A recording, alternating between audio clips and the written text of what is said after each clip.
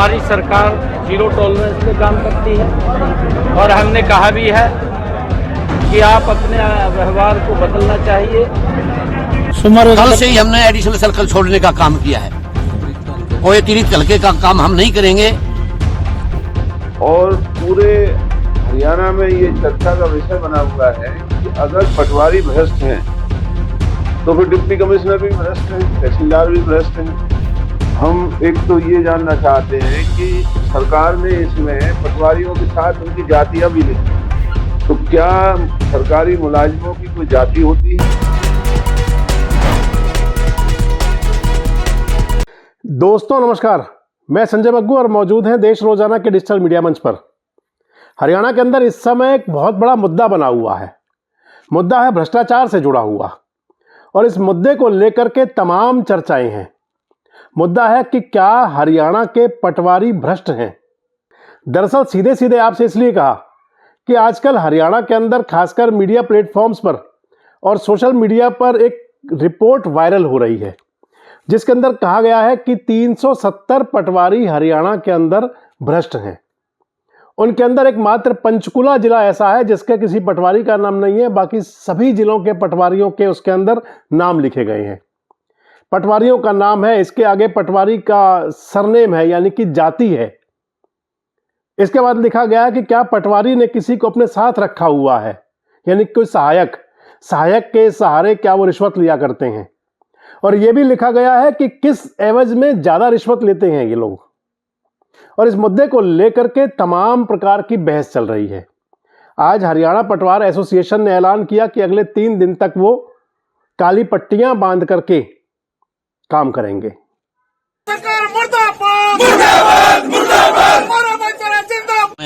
हम प्रश्न चिन्ह लगा रहे हैं। नायब सैनी तो कह रहे हैं कि जी हमें जीरो टॉलरेंस की नीति पे काम कर रहे हैं। नायब सैनी जी बिल्कुल सही कह रहे हैं। हम भी उनके हम ही हैं। जो उन्होंने सही काम किया, अच्छी पटवारियों की बम्पर लेवल पे भर्ती की है, हम उसकी तारीफ करते हैं। हमने वहां जा करके और उनकी तारीफ करने का, पुल बांधने का भी काम किया है।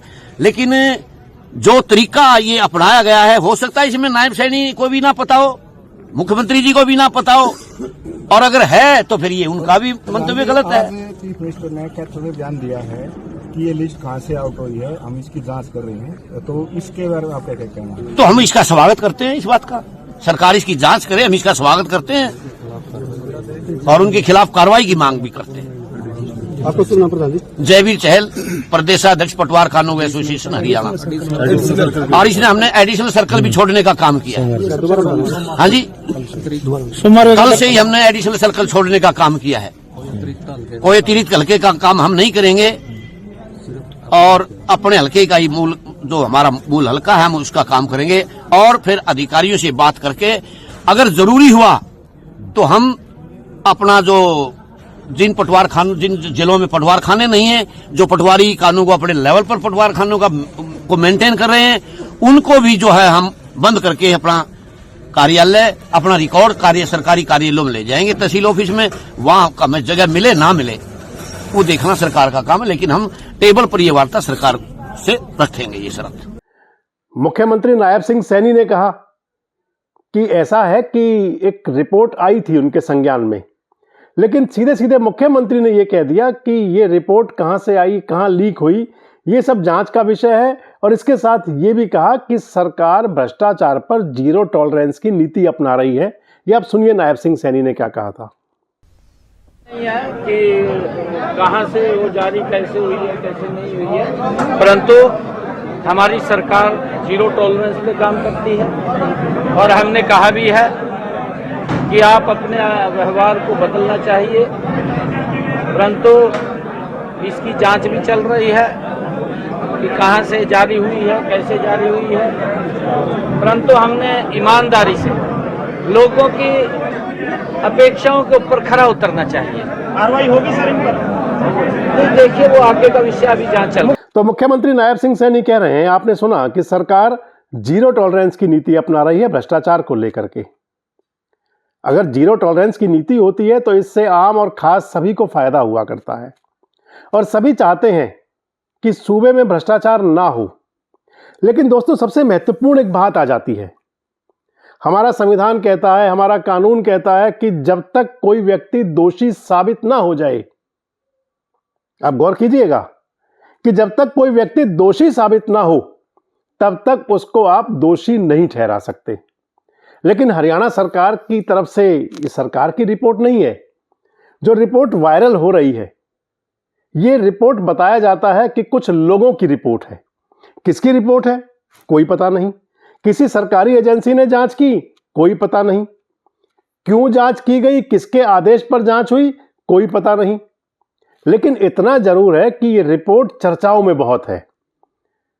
और इसको लेकर के अब जो हरियाणा के मुख्यमंत्री की बात तो मैंने आपको सुनवाई, जो मामला सारा जुड़ा हुआ है ये पटवारियों का है, तो ये राजस्व विभाग से जुड़ा हुआ है, रेवेन्यू डिपार्टमेंट से, जिसके हरियाणा सरकार के अंदर मंत्री हैं विपुल गोयल साहब। और आजकल सोशल मीडिया पर उनको, विपुल गोयल साहब को, सिंघम मंत्री के नाम की संज्ञा भी दी जा रही है, उपाधि दी जा रही है कि मंत्री जी सिंघम हैं। बहुत अच्छी बात है, अगर मंत्री जी सिंघम हैं तो होना भी चाहिए। भ्रष्टाचार पर, कानून व्यवस्था पर, ये तमाम वो मुद्दे हैं जो आम जनता से जुड़े हुए हैं। और इस पर अगर कोई नेता, राजनेता, कोई अधिकारी अगर सिंघम के रोल में हुआ करता है तो फिर उसकी तारीफ तो होती है।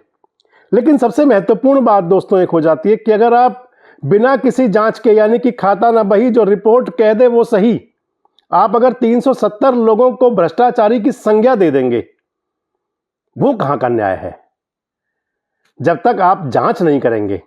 अगर आप देखें तो दीगर बात एक और है, आपके साथ जोड़ रहा हूं कि अभी दैनिक भास्कर की वेबसाइट पर मैं देख रहा था कि उसमें एक नाम चल रहा है एक पटवारी का, कि उक्त पटवारी ने किसी व्यक्ति से 2000 रुपए की रिश्वत ली।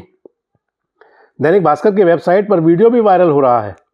हालांकि ना तो हम उस वीडियो की पुष्टि करते हैं, ना हम पटवारी जी को कोई क्लीन चिट देते हैं। लेकिन यह जरूर है कि जिस पटवारी के नाम की ये वीडियो चल रही है, उस पटवारी का नाम उस लिस्ट में नहीं है जो जारी की गई 370 भ्रष्टाचारी पटवारियों की।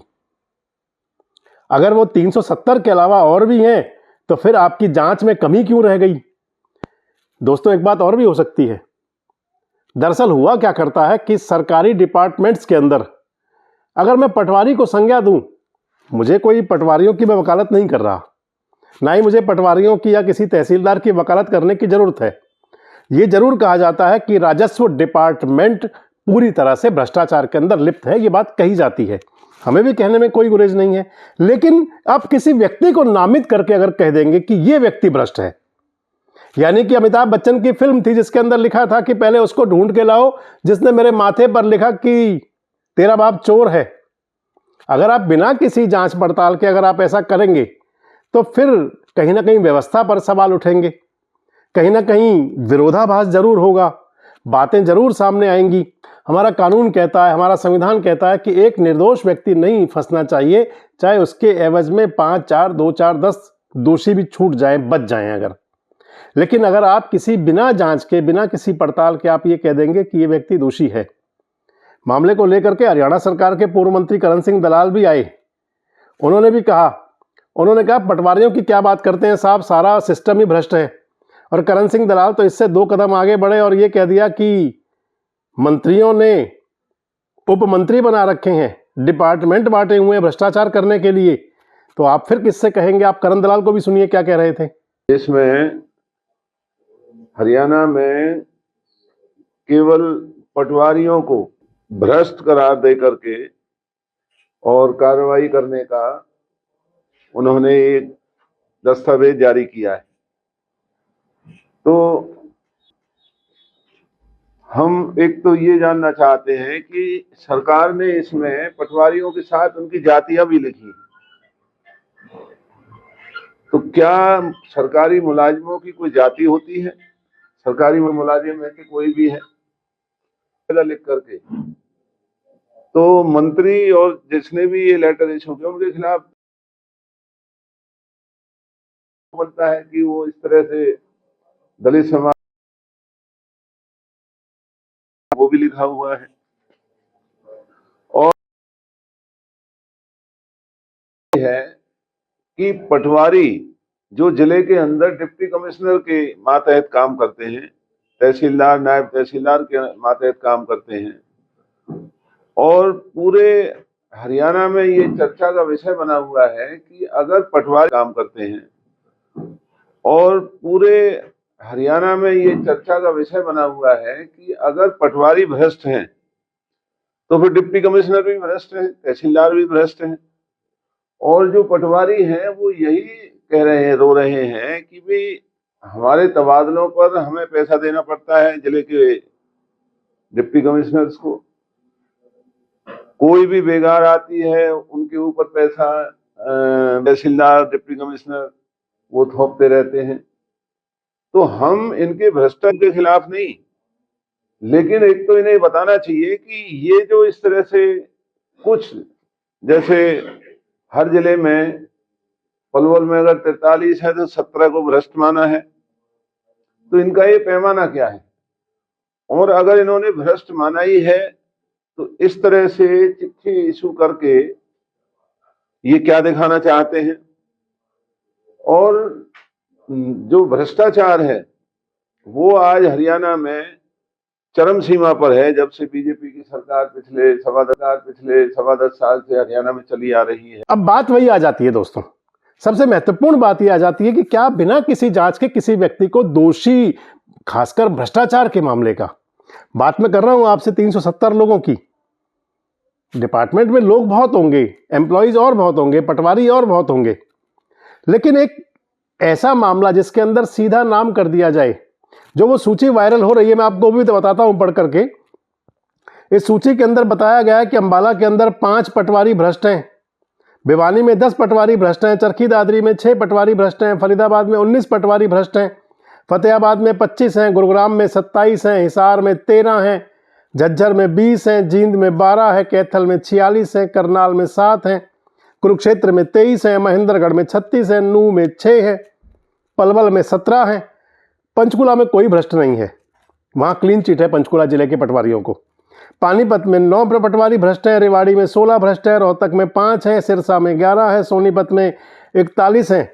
मैं आपको बता दूं कि जो मैं बता रहा था जिन पटवारी जी का, प्रेम प्रकाश, उनका नाम सोनीपत के पटवारियों के भ्रष्ट वाली सूची में नहीं है, वो बाद में जुड़ेंगे अभी। और यमुनानगर के अंदर भी पटवारी भ्रष्ट हैं। अब यही बात आ जाती है कि आप किसी को नामित आखिर कैसे कर सकते हैं कि ये भ्रष्ट है, बिना जांच बिना पड़ताल के। मैं आपको जो कह रहा था, खाता ना भाई जो ये रिपोर्ट कह दे वही सही, क्या वही सही बात सही है क्या? इस समय बड़ी चर्चा के अंदर है, और चर्चाएं इस बात की हैं कि आखिर और कितने लोग अभी ऐसे हैं जिनके नाम सामने आ सकते हैं। और बड़ी बात आ जाएगी कि क्या बिना जांच पड़ताल के किसी व्यक्ति को दोषी ठहराया जा सकता है? क्योंकि 370 लोगों के साथ में कम से कम और 370 लोग तो जुड़े होंगे, यानी कि एक व्यक्ति के साथ 4 लोग जुड़े होते हैं। और जब एक व्यक्ति कोई दोषी हो जाता है तो फिर वो पूरा परिवार कहीं ना कहीं उस पीड़ा से गुजरता है, चाहे वो सही हो या गलत हो। अगर किसी को गलत भी दोषी करार दे दिया जाएगा, ठहरा दिया जाएगा, हम इस रिपोर्ट पर कहीं कोई उंगली नहीं उठा रहे, लेकिन ये जरूर कह रहे हैं कि आखिर इसको वायरल किसने किया, आखिर किसने अधिकार दे दिया कि बिना किसी जांच पड़ताल के किसी व्यक्ति को कह दिया जाए कि फलां जाति का, यानी कि पंजाबी जाति का फलां व्यक्ति भ्रष्ट है, जाट जाति का फलां व्यक्ति भ्रष्ट है, फलानी जाति का फलां व्यक्ति भ्रष्ट है, बढ़िया जाति का फलां व्यक्ति भ्रष्ट है। आखिर क्यों कह दिया जाएगा? और इस सब को लेकर के इसलिए बड़ा मुद्दा बन रहा है। आप हमारी बात से कितना सहमत हैं? क्या किसी को इस प्रकार से भ्रष्ट करार दे देना कहां तक उचित है, बिना जांच पड़ताल के? राजनीतिक गाली तो भ्रष्टाचारी हो चुका, अगर प्रशासनिक अमलों के अंदर किसी को भी भ्रष्टाचारी की संज्ञा दे दी जाएंगी तो फिर वो कहां तक उचित होगा? आपको क्या लगता है कि क्या उस व्यक्ति की भी पड़ताल नहीं होनी चाहिए जिन लोगों की, जिन्होंने ये नाम जारी किए थे? कमेंट बॉक्स में जरूर बताएं। जुड़े रहें हमारे साथ, देखते रहें देश रोजाना। हमारे साथ जुड़े रहने के लिए सब्सक्राइब करें देश रोजाना के YouTube चैनल को, और नई वीडियो की नोटिफिकेशन पाने के लिए बेल आइकन जरूर दबाएं। अगर आप ये वीडियो Facebook या Instagram पर देख रहे हैं तो पेज को लाइक और फॉलो जरूर करें, और ज्यादा से ज्यादा शेयर करें।